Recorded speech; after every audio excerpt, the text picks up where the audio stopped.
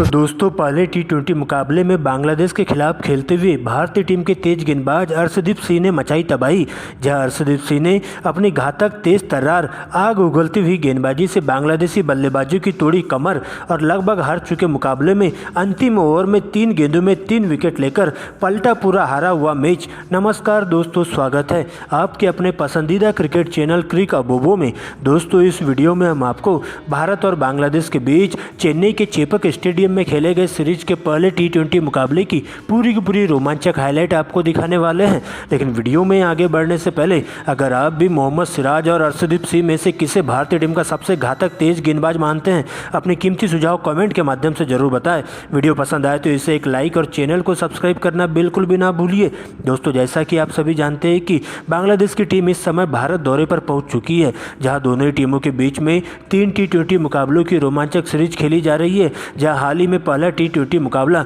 चेन्नई के चेपक स्टेडियम में देखने को मिला। इस मुकाबले में भारतीय टीम के कप्तान सूर्य कुमार यादव ने टॉस जीता और टॉस जीतते ही पहले गेंदबाजी करने का फैसला किया। इसके बाद बांग्लादेश के लिए पारी की आगाज करने के लिए टीम के 2 युवा ओपनर बल्लेबाज लिटन दास और तंजीद हसन की एंट्री होती है। तो वही टीम इंडिया के लिए पहले ओवर की गेंदबाजी करने आते बाएं हाथ के तेज गेंदबाज अर्शदीप सिंह, जहां ओवर की तीसरी ही गेंद पर तंजीद हसन जोरदार प्रहार करते हुए बाउंड्री लाइन के बाहर गेंद को दर्शक दीर्घा में पहुंचा देते हैं 6 रनों के लिए। जबकि दोस्तों इसी ओवर की अंतिम 2 गेंदों पर एक बार फिर से 2 कवर ड्राइव लगाते हुए 2 लगातार चौके बटोरे जाते हैं। लेकिन दोस्तों इसके बाद दूसरे ओवर में तेज गेंदबाज मोहम्मद सिराज के हाथों में गेंदबाजी थमा दी जाती है, जहां पर लिटन दास पहली ही गेंद पर जोरदार प्रहार करते हुए गगनचुंबी छक्का लगाते हैं। जबकि अंतिम गेंद पर एक और चौका उनके बल्ले से देखने को मिलता है। और इस प्रकार से दोनों ही बल्लेबाज बेहतरीन तालमेल के साथ बल्लेबाजी करते हुए अपनी टीम के लिए ज़्यादा से ज़्यादा रन जोड़ने का काम करते हैं। जहाँ पर दोनों ही बल्लेबाज पावर प्ले के दौरान टीम के स्कोर को बिना विकेट गंवाए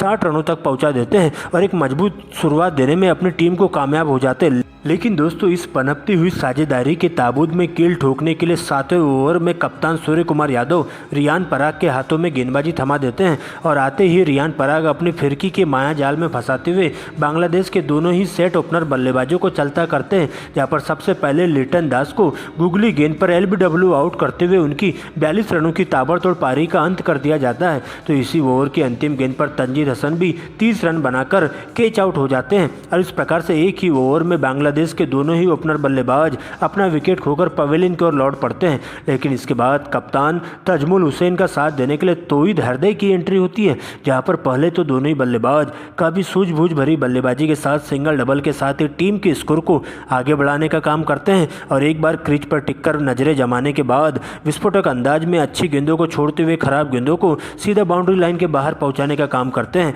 10 ओवर में बांग्लादेश का स्कोर 2 विकेट खोकर 89 रनों पर रुका हुआ रहता है। लेकिन दोस्तों इसी बीच 11वें ओवर में एक बार फिर से विस्फोटक बल्लेबाज तौहीद हरदई के द्वारा 2 छक्के और 2 लगातार चौके रवि बिश्नोई को जड़ दिए जाते हैं। तो वही 14वें ओवर में कप्तान सांतो के द्वारा भी बैक टू बैक 2 गगनचुंबी छक्के जड़ दिए जाते हैं और इस प्रकार से अर्शदीप सिंह की पूरी तरीके से धज्जियां उधेड़ दी जाती हैं। लेकिन 15वें ओवर में बांग्लादेश को एक ही ओवर में फिर से 2 बड़े झटके देखने को मिलते हैं, जहां पर कप्तान सांतो 20 रन तो वही इसी ओवर की अंतिम गेंद पर हरदई भी 25 रन बनाकर कैच आउट होकर पवेलियन की ओर लौटते हैं। और इस प्रकार से बांग्लादेश का टॉप ऑर्डर बल्लेबाज पूरी तरीके से लड़खड़ा सा जाता है। लेकिन इसके बाद साकिब उल हसन का साथ देने के लिए मोहम्मदुल्लाह की एंट्री होती है। यहाँ से दोनों ही बल्लेबाज मिलकर पारी को संभाल कर खेलना शुरू करते हैं, जहाँ पर दोनों ही बल्लेबाज सिंगल डबल के साथ लगातार स्ट्राइक रोटेट करने का काम करते हैं और टीम इंडिया के स्पिन गेंदबाजों के साथ साथ तेज गेंदबाजों पर नजरें जमाते हुए विस्फोटक अंदाज में बल्लेबाजी करना शुरू कर देते हैं। जहाँ पर 18वें ओवर में एक बार फिर से विस्फोटक अंदाज में बल्लेबाजी करते हुए साकिब उल हसन के बल्ले से 2 छक्के और 2 लगातार चौके टीम इंडिया के स्पिन गेंदबाज रवि बिश्नोई को जड़ दिए जाते हैं। तो वही 19वें ओवर में विस्फोटक अंदाज में बल्लेबाजी करते हुए मोहम्मदुल्लाह भी 2 लगातार छक्के और अंतिम गेंद पर चौका जड़ते हुए पूरी तरीके से मोहम्मद सिराज की हालत पस्त करके रख देते हैं। और इस प्रकार से देखते ही देखते टीम के स्कोर को एक मजबूत स्थिति में ले जाने की पूरी भरपूर कोशिश करते हैं, जहाँ पर साकिब उल हसन मात्र 28 गेंदों में ही अपना 50 पूरा करते हैं। तो वह दूसरे छोर से कंधा मिलाकर चलने वाले मोहम्मदुल्लाह भी मात्र 30 गेंदों में अपनी हाफ सेंचुरी पूरी करते हैं। और इन दोनों ही बल्लेबाजों के बीच में एक शतकी साझेदारी पूरी हो जाती है और टीम को तेजी से 200 रनों के नजदीक पहुंचाने की भरपूर कोशिश करते हैं। लेकिन इसी बीच अंतिम ओवर में भारतीय टीम के तेज गेंदबाज अर्शदीप सिंह का भयंकर तूफान देखने को मिलता है, जहां पर अंतिम ओवर में 3 गेंदों में 3 विकेट लेकर हैट्रिक विकेट लेकर बांग्लादेशी बल्लेबाजों की कमर तोड़ के रख देते हैं और इसके बाद बांग्लादेश का कोई भी बल्लेबाज टिककर बल्लेबाजी नहीं कर पाता है और एक के बाद एक सस्ते में अपना विकेट गंवाते हुए अर्शदीप सिंह के सामने पूरी तरीके से घुटने टेकते हुए दिखाई देता है। और देखते देखते बांग्लादेश की टीम पूरे 20 ओवरों में 9 विकेट खोकर स्कोर बोर्ड पर 195 रन बना पाती है और टीम इंडिया को इस मुकाबले में जीत हासिल करने के लिए 196 रनों का विशाल लक्ष्य दे दिया जाता है। दोस्तों इसके बाद बड़े लक्ष्य का पीछा करने टीम इंडिया के 2 युवा ओपनर बल्लेबाज शुभमन गिल और यशस्वी जायसवाल की एंट्री होती है, जिनके कंधों पर टीम इंडिया को एक ठोस शुरुआत देने की जिम्मेदारी सौंपी जाती है। तो वही पहले ओवर की गेंदबाजी करने आते बाएं हाथ के तेज गेंदबाज मुस्तफिजुर रहमान और उनका सामना होता है यशस्वी जायसवाल से, जहां पर जायसवाल पहली ही गेंद पर कवर ड्राइव लगाते हुए बाउंड्री लाइन के बाहर गेंद को चौके के लिए भिजवा देते हैं। जबकि इसी ओवर की चौथी गेंद पर एक और चौका उनके बल्ले से देखने को मिलता है। जबकि अंतिम गेंद पर शुभमन गिल भी बहती गंगा में हाथ धोते हुए 2 रन बटोरते हुए इस मुकाबले में पूरी तरीके से शानदार लय में बल्लेबाजी करना शुरू कर देते हैं। लेकिन इससे पहले कि यह साझेदारी और आगे बढ़ पाती, तीसरे ओवर में ही टीम इंडिया को दोनों ही ओपनर बल्लेबाजों के रूप में 2 बड़े झटके लगते हैं, जहां पर शुभमन गिल 4 रन तो वही इसी ओवर की अंतिम गेंद पर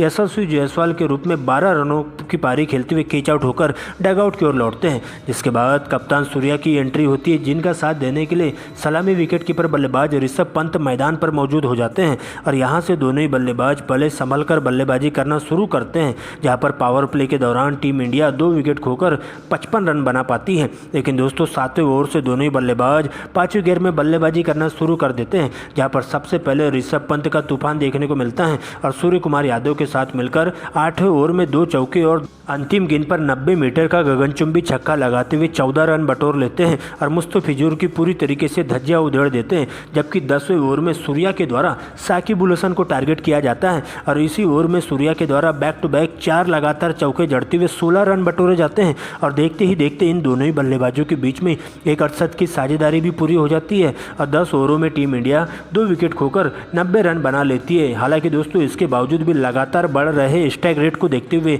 दोनों ही बल्लेबाज अपने ही रंग में दिखाई देते हैं और विस्फोटक अंदाज में बल्लेबाजी करते हुए हर ओवरों में चौके कम और छक्के ज़्यादा मारना शुरू कर देते हैं, जहां पर सबसे पहले ऋषभ पंत अपनी हाफ सेंचुरी पूरी करते हैं। तो वही 14वें ओवर में सूर्य कुमार यादव मात्र 17 गेंदों में अपना 50 पूरा कर लेते हैं। लेकिन इसी बीच 15वें ओवर में ऋषभ पंत के रूप में टीम इंडिया को तीसरा बड़ा झटका देखने को मिलता है, जिसके बाद हार्दिक पांड्या क्रीज पर मौजूद होते हैं और सूर्य कुमार यादव के साथ मिलकर आगे का मोर्चा संभालते हुए टीम को आगे बढ़ाने की भरपूर कोशिश करते हैं। लेकिन दोस्तों एक बार फिर से हार्दिक पांड्या 17वें ओवर में 2 छक्के लगा देते हैं। लेकिन इसी ओवर की अंतिम गेंद पर सूर्य कुमार यादव के रूप में टीम इंडिया को चौथा बड़ा झटका लगाता है, जो कि 80 रनों की ताबड़तोड़ पारी खेलते हुए कैच आउट होकर डगआउट की ओर लौटते हैं। तो वही दोस्तों 18वें ओवर की पहली गेंद पर रिंकू सिंह भी बिना खाता खोले ही क्लीन बोल्ड होकर डगआउट की ओर लौटते हैं और टीम इंडिया के 5 बल्लेबाज पवेलियन का रास्ता नाप लेते हैं और टीम इंडिया पूरी तरीके से बैकफुट पर आ जाती है, क्योंकि दोस्तों अब नए बल्लेबाज शिवम दुबे की एंट्री होती है और अब अंतिम के 2 ओवरों का खेल शेष बचा रहता है, जहां टीम इंडिया को इस मुकाबले में जीत हासिल करने के लिए अभी भी 36 रनों की दरकार होती है। जहां 19वें ओवर में Hardik Pandya back to back 2 लगातार चौके लगाते हुए मुकाबले में टीम इंडिया को अभी भी बनाए रखते हैं, जबकि अंतिम गेंद पर शिवम दुबे जोरदार प्रहार करते हुए गेंद को दर्शक दीर्घा के बाहर 6 रनों के लिए भिजवा देते हैं। लेकिन दोस्तों अब अंतिम ओवर का खेल शेष बचा रहता है, जहां इस मुकाबले में टीम इंडिया को जीत हासिल करने के लिए अभी भी 22 रनों की दरकार होती है, जहां पहली ही गेंद पर शिवम दुबे गगनचुंबी छक्का लगा देते हैं और अगली गेंद पर चौका जड़ते हुए हार्दिक पांड्या को अब स्ट्राइक दे देते हैं। लेकिन दोस्तों अभी भी अंतिम की 3 गेंदों में 18 रनों की दरकार होती है, जिसके बाद हार्दिक पांड्या अंतिम की 3 गेंदों में बैक टू बैक 3 लगातार गगनचुंबी छक्के लगाते हुए बांग्लादेश के जबड़े से जीत को छीनकर टीम इंडिया को पहले T20 मुकाबले में 5 विकेट से जीत हासिल करवा देते हैं और इस प्रकार से लगभग हार चुके मुकाबले में टीम इंडिया 5 विकेट से जीत हासिल करते हुए सीरीज में 1-0 की बढ़त ले लेती है।